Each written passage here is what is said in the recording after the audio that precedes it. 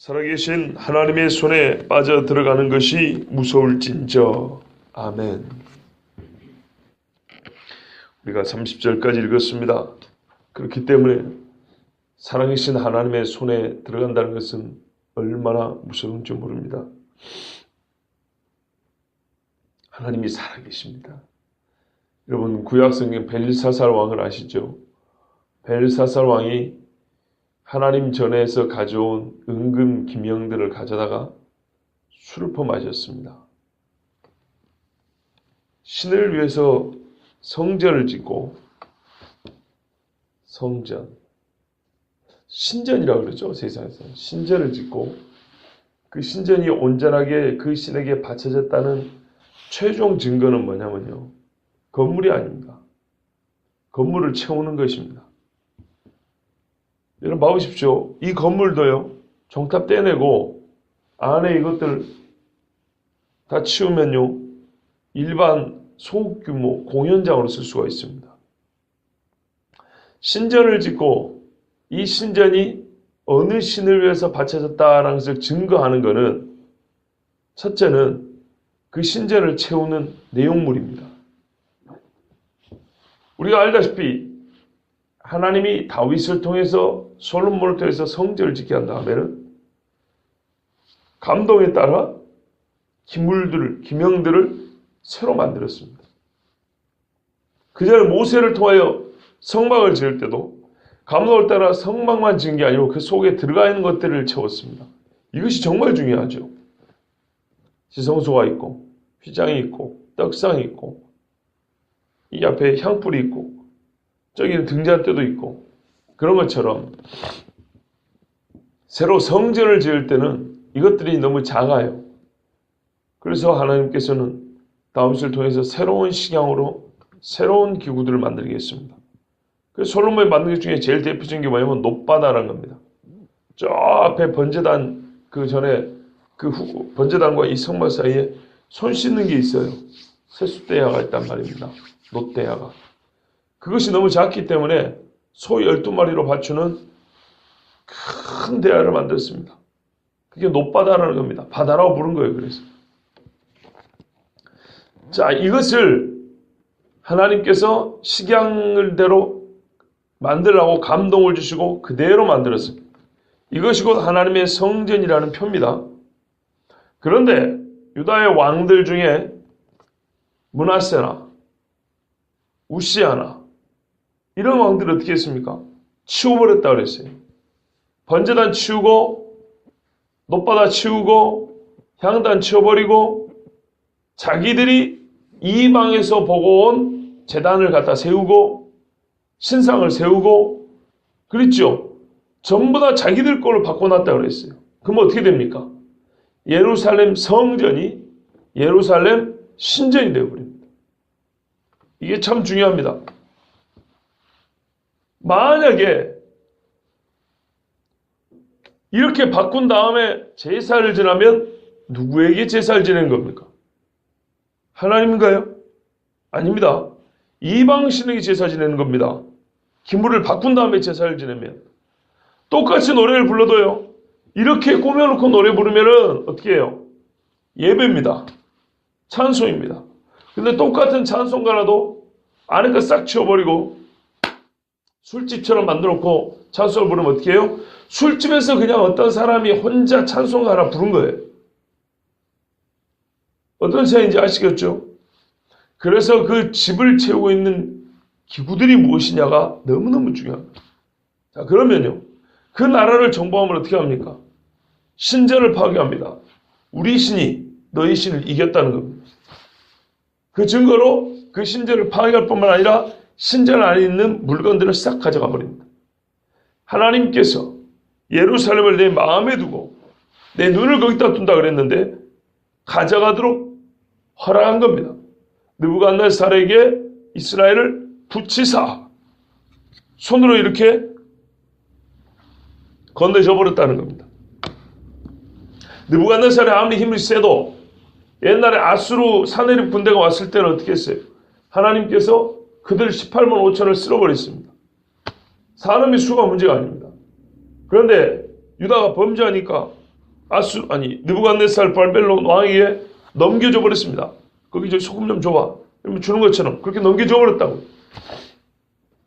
그러나 이 바벨론 왕은 하나님이 넘겨준 줄 모르기 때문에 내가 이 나라를 정복했다 해가지고 싹 다 끌어갔습니다. 하나님께서 왜 예루살렘 성전에 있는 기명들까지 갖고 가겠을까요? 힘이 없다는 걸 보여준 겁니까? 나는 느부갓네살보다 힘이 약하다. 바벨론에 섬기는 신보다 나는 약한 신이다. 그걸 말하려고 하는 거예요? 그게 아닙니다. 이스라엘 사람들이 하나님을 하나님 댁에 예배하지 못했다는 것을 보여주는 겁니다. 사실상 이까지 그릇들은 사람에게 의미가 있지 하나님에게는 그렇게 의미가 없거든요. 너희가 나를 어떻게 섬겼는지 나는 이 땅에다가 이 집에다가 더 이상 내 거룩한 이름을 두지 않겠다고 하나님이 먼저 자기 이름을 거기서 빼버린 겁니다. 성전에서 하나님께서 자기 이름을 빼버리니까 이건 어떻게 해요? 여느 집들과 아무 차이가 없는 겁니다. 정말 중요한 겁니다. 하나님의 교회에서 하나님이 내 이름 석자 여호와 빼버리겠다고 우리가 세상 표현에서 방 뺀다 그러죠. 빼가버리면 여기 있는 기물들은 여기 있는 우리의 사람들은 있으나 마나 아무 의미가 없어요. 하나님이 계셔야 의미가 있는 겁니다. 우리도 마찬가지. 자, 그런데 이 바벨론 왕들이 교만해가지고요. 하나님께서 자기를 넘겨준 줄 모르고 지 마음대로 예루살렘을 늑탈해 갔어요. 자, 그런데 이제 더 큰 문제가 생겼어요. 이 벨사살 왕은 아버지 느부갓네살 왕이 그렇게 한 걸 알아요.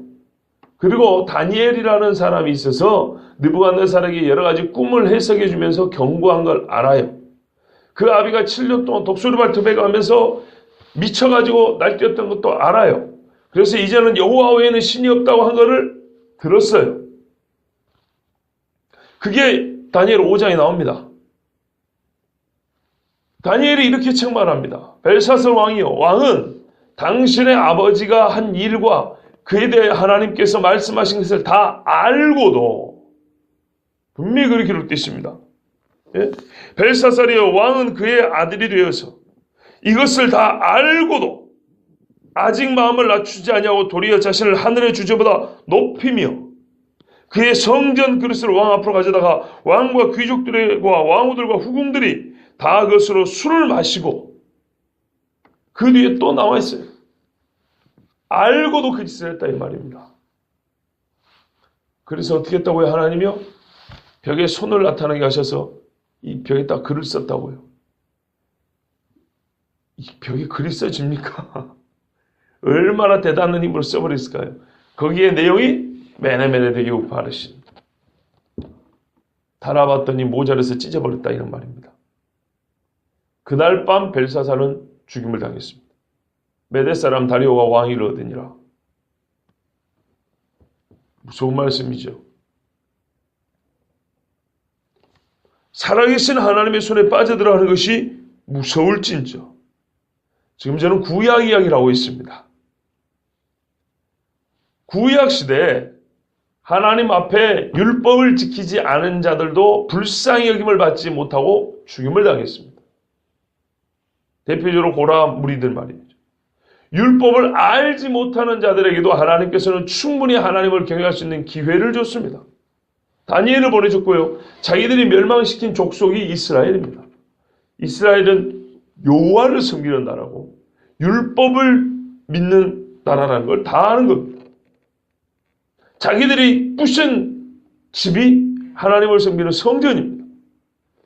자, 이 사람들도 어떻게 해요? 불쌍히 여김을 받지 못하고 하나님의 손에서 죽임을 당했습니다. 그러면 신약시대는 어떻습니까? 우리 신약시대에 정말 잘못된 가르침이 있죠. 하나님은 모든 죄에서 당신을 용서하십니다. 이거는 맞다 그랬죠. 그 다음이 문제입니다. 무슨 짓을 해도 이제 한번 예수를 믿었으면 아무 상관이 없습니다. 얼마나 엉망진창 이 개떡 같은 가르침인지 모릅니다. 우리 눈으로 보는 것을 한번 설명해 보십시오. 성경은 현실을 얘기하는 것이고 우리는 실제로 사는 사람들이지 무슨 동화 속에 사는 사람들이 아닙니다. 우리의 마음이 그렇게 가만히 있습니까? 작은 귀에 거슬리는 소리 하나만 들어도 교회를 나오니 많이 난리를 치는 주제에 뭔 짓을 해도 하나님께서는 우리를 사랑해가지고 구원받는다. 이 말은 가만들어 보면요, 하나님을 신뢰하는 말이 아니고 내가 마음대로 살고 싶어서 하는 소리예요. 자기 행동에 책임을 지고 싶지 않아서 하는 소리지, 나는 정말로 하나님을 신실하게 믿는다는 얘기는 아니에요. 그렇게 믿는 사람 같으면 그렇게 안 한다고요. 진짜로요. 진짜로 존경하는 사람 앞에서는요, 지 마음대로 안 해요. 사람 앞에서도. 이렇게 무섭고 분명한 가르침을 아나니와 삽비라가 박판 것, 그거 좀 숨겼다고 그 즉시로 성령께서 그들의 영을 싹 가져가 버린 것을 보고도 한다는 소리가, 어떤 식으로 살아도 하나님이 당신을 사랑하십니다. 여러분, 성경에 하나님의 가인을 사랑하지 않은 걸로 돼 있죠. 물론 살인하고 나서 도망갈 때 가인이 죽임을 당하지 않도록 표시를 주시긴 했어요. 그러나 하나님이 가인을 사랑했다고 보기는 어렵습니다. 왜냐하면 마지막 때에 보면서 그 유다서인가 보면 이는 가인의 길을 걸어간 사람들, 이것이 바로 사탄의 길이 요건 가인의 길이라고 그랬거든요. 또 에서를 말하면 내가 야곱을 사랑하고 에서는 미워하였노라 그랬어요. 물론 여기 미워한다는 말은 야곱에 비교하여 말합니다. 그런데 어쨌든 성경에는 하나님이 미워하는 자들이 있다고 시편에 무지하게 많이 말씀하셨어요. 악인은 여호와께서 미워하신다 그랬어요. 그런 말씀이 분명히 있는데도 무시해버려요. 천국 이야기보다 지옥 이야기가 아마 더 많을 거예요. 지옥 또는 심판에 관한 이야기, 형벌에 관한 이야기가 얼마나 많은지 모릅니다. 그런데 싹 무시해버립니다. 얼마나 잘못됐는지 모릅니다. 이 전통적으로 오늘 말씀을 크게 잘못하는 부류가 있습니다. 세 부류가 있는데요. 첫 번째는 이른바 알미니안주의라는 그런 가르침이 있습니다. 그러니까 우리가 28절부터 읽은 말씀을 잘못 가르친 데서 이건 뭐냐면요, 진짜 그리스도를 믿는 자들도 하나님의 은혜에서 떨어져 영원히 타락할 수 있다, 이리 가르치는 겁니다. 이게 알미니안주의를 하는데 이건 잘못된 겁니다. 왜냐하면 성경은 지금 가정법으로 말하죠. 네가 그래 하면 이렇게 말하고 있어요. 조금 헷갈릴 겁니다. 그런데 어쩔 수 없어요. 성경이 분명히 그런 말씀하고 있으니까. 두 번째 잘못된 건 뭐냐면 우리 보통 교회에서 가르치는 그겁니다. 극단적인 칼빈주의입니다. 교회 와가지고 세례받고 한번 믿는다고 말을 고백하잖아요. 그게 가짜든 진짜든 우리는 속을 알 길이 없지만, 그러면 절대로 이 경고는 그 사람하고는 해당이 없다고. 잘 보세요. 진짜로 우리가 보기에 믿는 사람처럼 보여요. 그러면 진짜 믿는 자라 치자고요. 자, 그런 사람, 중생한 사람은 26절 이하의 경고가 그 사람한테는 전혀 해당되지 않는다. 이것도 틀렸습니다. 왜냐하면 바울이 우리라 그랬거든요. 우리라 그랬다고요. 바울이 또 뭐라 했습니까? 복음을 전한 후에 나는 버림을 받을까 두렵다 그랬어요. 이거 서로 반대되는 얘기 아닌가요? 일단 그렇게 들려요. 그런데 약간의 미묘한 차이가 있습니다만은, 하여튼 분명한 거는 성경은 완전히 예수를 믿는 사람은 하나님이 분명히 그를 지켜준다고 그랬어요.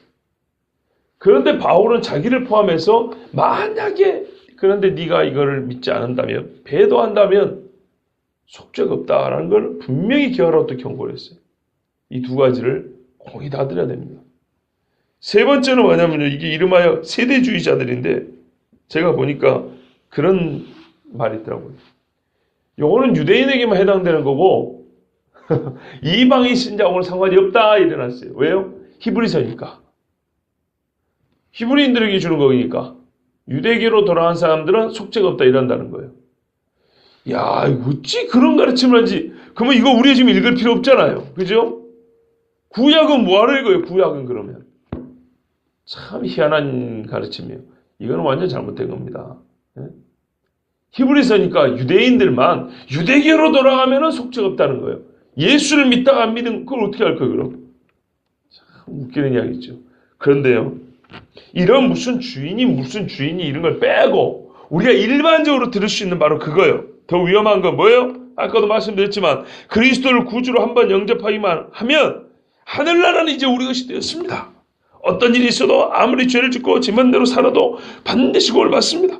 구원에 대해서는 이제 걱정하지 말고 당신의 꿈을 이루는 데 힘쓰십시오. 하나님께서 복을 주시고 이 땅에서 복받아서 하나님께 영광을 돌리세요. 이거는 끝난 문제고 이제 그 다음 것만 신경 쓰라고 막 그 얘기를 합니다. 이게 얼마나 지옥행 급행열차에 태우는 가르침인지 모릅니다. 그 덕에 얼마나 많은 사람이 타락하고 살면서도 회개할 줄을 몰라요. 회개할 줄을. 그리스도의 피가 모든 죄를 덮어준다고 기계적으로 생각하는 사람들이. 성경은 그렇게 안 가르칩니다. 참으로 회개하는 자에게만 예수님의 피가 그의 죄를 씻긴다고 분명히 말씀합니다. 모든 죄를 씻기는 게 아닙니다. 회개하는 자의 죄를 씻기는 겁니다. 예수의 피가 나하고 상관이 있는 것은 회개할 때입니다. 회개할 때. 누가복음 5장 32절에 내가 의인을 부르러 온 것이 아니라 죄인을 불러 회개시키러 왔노라 그랬어요. 사도행전 3장에도 베드로가 뭐라 그럽니까? 그러므로 너희가 회개하고 돌이켜 너희 죄 없이함을 받으라. 이같이 하면 새롭게 되는 날이 주 앞으로부터 이를 것이오 그랬어요. 요한 1서에는 뭐라 그럽니까? 우리가 죄를 자백하면 그는 미쁘시고 의로우사 우리 죄를 사하시고 모든 불의에서 우리를 깨끗하게 하실 것이오 그랬어요. 뭐 하면요? 회개하고 고백하면요. 그래야 하지 아니하면 그리스도 예수와 사귐이 없다 분명히 말씀했어요. 또 죄 없다 하면 회개할 줄 모르면 하나님을 거짓말하는 자로 만든다 그랬어요. 그 자체가 죄입니다. 회개하지 않는 죄가 완고한 죄라고요. 그런데 회개하라 소리를 안 해요. 예수 믿는 것과 회개한다는 것은 거의 일치되는 말이라는 것을 가르쳐주지 않아요. 교회 오셨어요? 이거 잘 오셨어요? 등록하시고요. 회개 기도 한번 해본 적 없는데 시간 좀 지나면 1년쯤 지나면 세례 알아서 주고 부르기 호칭 애매하니까 집사 주고 그런 식이에요. 제가 우리 교회를 얘기하는 게 아니고 일반적인 이야기를 합니다. 진짜입니다. 어떤 교회에서 왔는데요. 남성교회예요. 제1 남성교회면 70세 이상입니다. 보통. 제1 남성교회에서 70이 넘은 분이 교회로 오셨어요. 70 넘고 하여튼 연세가 좀 많은 분이 오셨어요. 그런데 이 어른을 부르기가 애매한 거예요. 그러니까 남성교회 회원들끼리 자기들끼리 집사님이라고 불러버린 거예요. 다른 교인들이 그러면 어떻게 됩니까? 이 사람은 새로 왔기 때문에 교회 호칭이 뭔지 뭐 어떻게 되는지 몰라요. 그런데 그냥 불러주니까 그런가 보다 하고 저 사람도 집사고 나도 집사고 그러니까는 비슷한 줄 알아요. 근데 일반 성도들 그냥 안 부른단 말이에요. 그럼 어떻게 해요? 나이도 어린 사람들이 자기 대우 안 해준다고 기분 나빠해요. 완전 웃기는 꼴이 벌어져 버리죠. 70 노인들은 나보고 집사라 불러주는데 50 먹은 40 먹은 젊은 사람들이 나를 그냥 새 가족 오셨다고 누구 성도 이렇게 불러줘요. 그러니까 이 어른이 기분이 나쁜 거예요. 누가 잘못한 거예요? 누가요? 부르기 애매하다고 자기들끼리 집사라고 마음대로 불러오는 사람이 잘못한 거죠. 그래서 이 사람을 실추하게 만든 거예요. 교회에서 말입니다. 말씀대로 가르쳐야죠. 그렇지 않습니까? 예수를 믿을 때도 아무렇게나 예수 믿는다고 말하는 거 아니에요. 아무 때나 그리스도인이라고 말하는 게 아니에요. 아무 때나 우리 교인이라고 말하는 게 아니에요. 우리 교인이라고 할 것 같으면 예수를 믿는 것도 이렇게 엄격하고요. 예수를 믿어도 어느 교회 교인이냐고 말하는 것도 다른 거예요. 들락날락 하는 사람을 우리 교회의 교인이라고 그럽니까? 그렇게 안 부릅니다. 그 사람은 진짜로 예수를 믿으면 그리스도인이라고 할 수는 있어도 우리 교회 교인이라고 부르지는 않습니다. 그렇지 않습니다. 이번에 이재민 집사님 가정도 왔어요. 사주 훈련을 받고 저랑 일주일에 한 차례씩 해서 2시간에서 2시간 반을 전체로 5주를 만난 겁니다. 5주를. 엄밀히 말하면 그래야 진짜 우리 교회 교인이 되는 겁니다. 보통 등록카드를 먼저 내는데 엄밀히 말하면 그렇게 하는 게 아니고요. 등록카드를 나중에 내는 거예요. 우리 교회 교인이 될 의사가 있습니까? 있습니다 하면은 훈련을 먼저 하고 그래서 신앙을 확인해보고 서로 간의 뜻을 점검한 다음에 이 모든 그것을 뜻을 확인한 게 4주 내지 5주 끝나면 그로 등록카드를 내고 그때 환영을 하는 거예요. 원래는 그래야 되는 거예요. 그런데 우리가 교인 잡아야 되니까 또는 서로 그렇게 삐쭉삐쭉 댕기기가 좀 어렵잖아요. 그래서 이거 순서 바뀐 거예요. 그래서 이제 만든 게 뭐냐? 등록하고 4주 훈련 받으면 나중에 어떻게 해요? 등반식이라는 걸 하죠. 이렇게 이제 궁여지축으로 이렇게 만든 거예요. 그런데 이런 것도 소위 세상 말로 교회가 좀 규모가 있고 뭐가 좀 갖춰있을 때 하면은 사람들이 그런가 보다 하는데 작은 교회에서 이것저것 다 따지면 되게 까탈스럽게 한다고. 그래요 또. 그렇게 한 번 질서가 무너지면 세우기가 그렇게 어려운 거예요. 무너지는 것은 귀찮으니까 한번 빼지 뭐 이러면은 무너지게 하는 거는 일도 아니에요. 그런데 한 번 다시 세우는 거는 어려운 겁니다. 어려운 거예요. 성가대도 있던 성가대 없애기는 쉽죠. 말 한마디면 없어집니다. 세우는 건 얼마나 어렵습니까? 예? 세우는 건 참 어렵습니다. 그러나 지금 얼마나 잘하고 있습니까? 감사하죠. 여러분, 회개한 사람과 그리스도의 피가 상관이 있습니다. 예수 믿는다는 것과 회개를 상관짓지 않고 회개를 빼버리고 예수 믿는다는 식으로 그냥 그렇게 가르치고 그렇게 봐줘 버리니까 이제는요 교회에서 회개 이야기하기가 미안스러워져 버렸어요. 당연한 이야기인데 저 같은 사람이 여기서 설교하는 이유가 뭡니까? 그리스도인 되라 또는 그리스도인 됐으면 그리스도인으로 끝까지 믿음을 지키고 주님 앞에 갑시다. 그리스도인으로 세상을 살아갑시다. 그리스도인으로 예배합시다. 이거 얘기하는 거 아닙니까? 첫째는 믿어라. 두 번째는 믿는 자답게 살라는 얘기입니다. 그런데요. 회개 이야기를 빼버리고 하니까 그리스도인이 되라는 얘기를 똑바로 할 수가 없어요. 바르게 하면 어떻게 해요? 기분 나쁘다고. 맨날 저런 소리 한다고. 맨날 그런 게 아니고 100번 들어돌수록 요즘에는 한 번도 제대로 못 듣기 때문에 한 10번 하는 거예요. 그런데 안 듣다 보니까요. 10번도 힘든 겁니다. 성경을 한번 봐보세요. 성경을 얼마나 많이 나와 있는가. 진짜 뭘 강조하고 있는가를 보시라 이 말이에요. 그러니까 그 성경을 가지고 설교를 해도 멀리 가버립니다. 듣기 싫다고. 그래놓고 뭐라 하는지 아십니까? 제가 참 기분 나쁘고 사람들이 정말 못돼 먹었다는 소리를 듣습니다. 목사들이요 지옥 설교, 회개 설교, 막 하나님의 심판 설교를 왜 하냐? 성도들 겁줘가지고 목사 말 잘 듣게 하려고 그래서 설교한대요. 그 인간들은 정말로 인간을 모르는 인간들이에요. 와서 한번 그렇게 해보라 그랬어요. 요즘에는 듣기 싫다고 떠나지. 아우 겁이 나가지고 막 목사한테 벌벌 떨고 막 아우 막 교주 섬기듯이 그런 시대가 아닙니다. 예? 교회가 21세기형으로 변화된다고 그렇게 막 이론은 많이 만들어내요. 그러면서 목사들을 욕하는 데는 21세기형으로 욕을 안 해요. 21세기형으로 욕을 하려면 목사들이 해야 될 소리를 못한다고 하면서 비판을 하는데 그런 게 아니고 옛날 50년대 60년대처럼 성도들 겁이나 줘가지고 말이지 목사 말 잘 들어야 천국 간다고 목사 말 잘 들어야 복 받는다고 그러면서 니가 똑바로 안 들으면 그냥 지옥에 불이 그냥 확 하늘에서 떨어졌고 그냥 교회 오다가 그냥 교통사고에서 죽어버린다고. 요즘에도 그런 사람이 있는지 모르겠지만 이따 치면요 그런 식으로 교인들 겁줘가지고 자기 말 잘 듣게 하려고 한대요. 한번 그렇게 해볼까요? 나만 하는 사람이 몇 명이나 있겠습니까? 그런데 목사들을 비판하고 그렇게 비판을 해요. 말도 안 되는 소리죠. 요즘에 누가 지옥 이야기라고 누가 심판 이야기를 합니까? 기분 나쁘다고 교회 안 나오는데요. 하던 헌금도 안 해요 그러면. 처음부터 하나님의 말씀이 삐뚤어지게 전해지면 시간이 지나면 이래도 무너지고 저래도 무너지고 세우기가 정말 어렵습니다.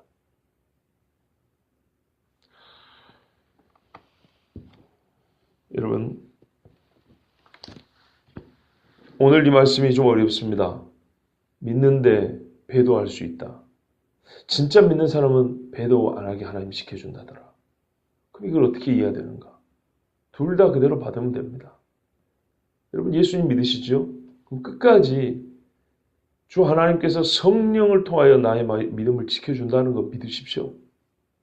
그리고 그 믿음을 끝까지 붙드십시오. 그러면 양쪽 다 해결되는 겁니다. 어렵지 않습니다. 그래도 마지막 남은 의구심을 떨쳐버리기 위해서 제가 성경에 진짜 유용한 예를 하나 드리겠습니다. 여러분, 예수님이 이 땅에 모르셨죠? 하나님이. 뭐 하려고요? 예수님 본인 말 맞다나 잃어버린 자를 찾아 구원하러 왔습니다. 그 방법은 나는 십자가에 대의 속에 피를 흘려 죽는다. 그리고 너희는 나를 믿으면 산다. 그러죠? 그럼 예수는 어찌해야 됩니까? 반드시 죽어야 되죠. 이건 우리가 다 아는 거예요. 히브리서 제1장 이야기하고 있죠. 예수는 반드시 죽어야 됩니다. 어디서요? 십자가에서. 물론 처형 방법이 십자가였지만 하여튼 우리가 성경대로 그냥 있는 대로 말합시다. 쉽게 말해서 십자가에서 죽어야 돼요. 그 다음엔 다시 살아야 돼요. 어쨌거나 한번 우리 죄를 지고 죽어야 하고 다시 살아야 돼요.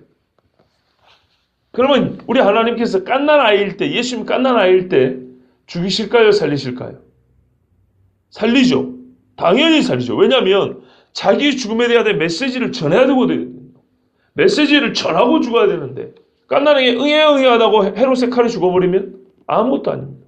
하나님은 그러면 예수님을 보호하실까요? 보호하지 않으실까요? 당연히 보호하시죠. 그런데 어떻게 보호하셨습니까?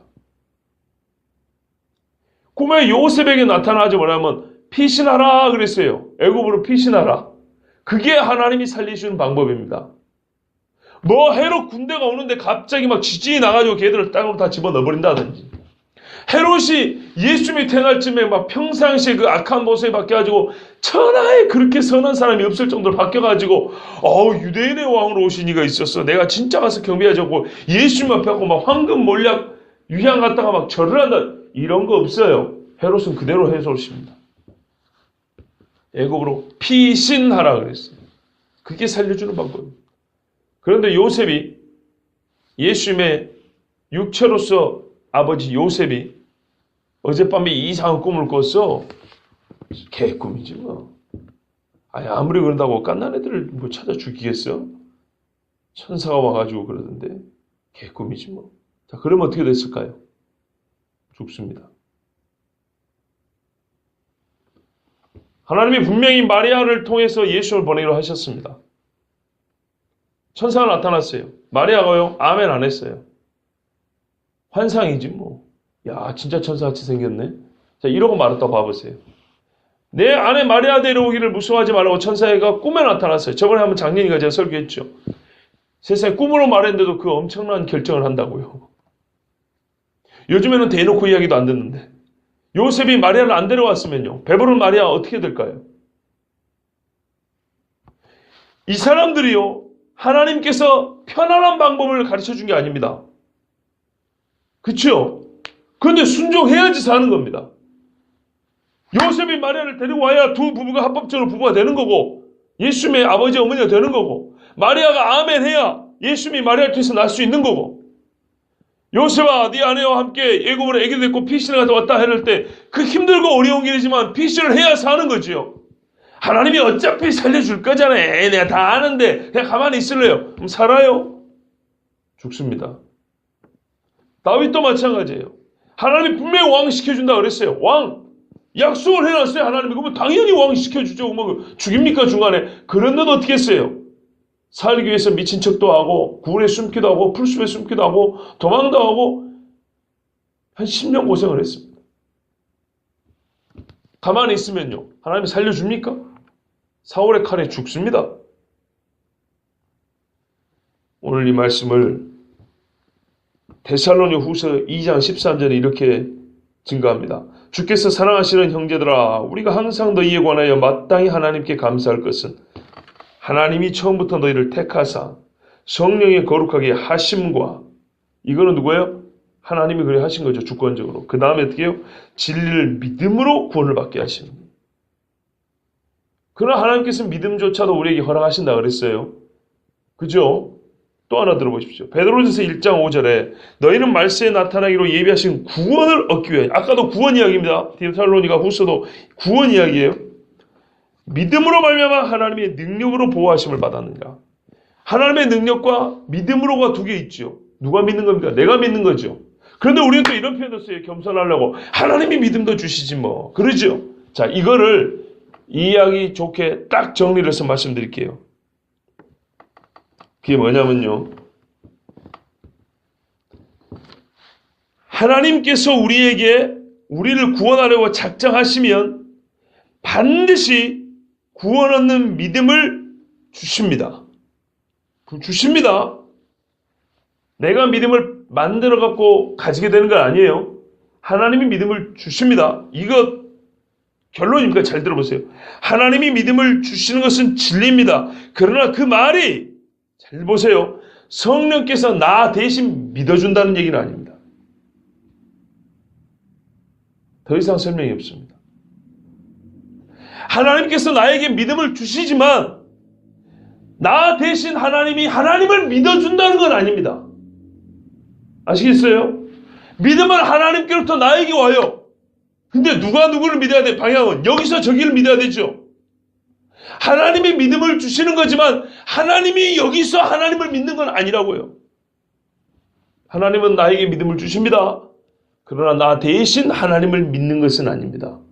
믿는 것은 내가 믿는 겁니다. 이건 공론은 아니지만 분명한 사실이에요. 믿는 거는 내가 믿는 겁니다. 이제 이 차이를 아시겠죠? 그래서 뭐라 그래요? 하나님이 너희를 택하시고 성령의 감동으로 예수를 주라 신앙하게 하셨어요. 그런데 어떻게 해요? 믿음으로, 이거는 네가 믿음으로 해요. 마음으로 믿고 입으로 신하여 구원에 이른다는 거예요. 밥상은 차려줘요. 아시겠죠? 엄마가 숟가락 떠가지고 입에는 넣어줘요. 삼키는 건 네가 삼켜야 되는 거예요. 삼키는 건. 안 삼키고 어떻게 그거를 먹고 사냐 이 말이죠. 그런데 요즘에 잘못된 사람들이 그거예요. 믿음을 여기다 확 넣어줬다 하니까, 하나님이 준다 하니까 믿을 생각을 안 해요. 믿지는 않아요. 믿음도 무슨 알약 먹듯이 그냥 먹는 걸 이런 식으로 취급한다 이런 말이에요. 내가 믿는다는 거, 하나님이 대신 믿어주자고 내가 믿는다는 그 표가 뭐냐? 첫째 그 믿음의 표가 회개라 이런 말입니다. 회개. 내가 예수 믿습니다라는 그 말은 시인은요, 동시에 바꾸면 내가 죄인입니다라는 고백이에요. 근데 이게 없어요. 무슨 영적인 알약, 나도 모르는 순간에 하나님이 위 속에 딱 집어넣은 것처럼 그렇게 생각을 해요, 믿음은. 절대 그렇지 않습니다. 목적하고 방편은 불가분의 관계입니다. 나를 믿게 하려는 목적을 갖고 있지만 내가 믿어야 한다는 방편은 하나님이 정해놓은 구원의 방식입니다. 그리스도인은 성령이 거룩하게 하시는 큰 능력을 소유하고 있는 사람들입니다. 동시에 그리스도인은 믿음에 관하여 파산할 수 있는 큰 위험을 안고 좁은 길을 걷는 순례자입니다. 그러므로 우리는 배도의 문턱에 들어서는 일조차 거부해야 합니다. 사람이 고의로 죄를 짓는 길에 들어서면 이 세상과 오는 세상에서 사함을 얻지 못할 것입니다. 그러므로 성령이 주시는 말씀에 민감하고 깨어있어 기도하고 주의 말씀에 눈과 귀와 마음이 떠나지 않도록 항상 하나님의 말씀을 붙들고 있어야 됩니다. 회개는 아직 살아있는 내가 하는 거예요. 그래서 회개하는 사람은 살아있는 자라고 말할 수 있는 거예요. 거꾸로. 내가 살아있을 때 믿는 것이고 믿는 자는 영적으로도 살아있는 것입니다. 스가랴 7장 11절 12절에 그들이 듣기를 싫어하며 등을 돌리며 듣지 아니하고 귀를 막으며 그 마음을 금강석 같게 하여 세상에 제일 세다는 게 금강석인데 그래서 하나님이 큰 진노가 만군의 여호와께로부터 나왔도다 그랬어요. 오늘날도 마찬가지입니다.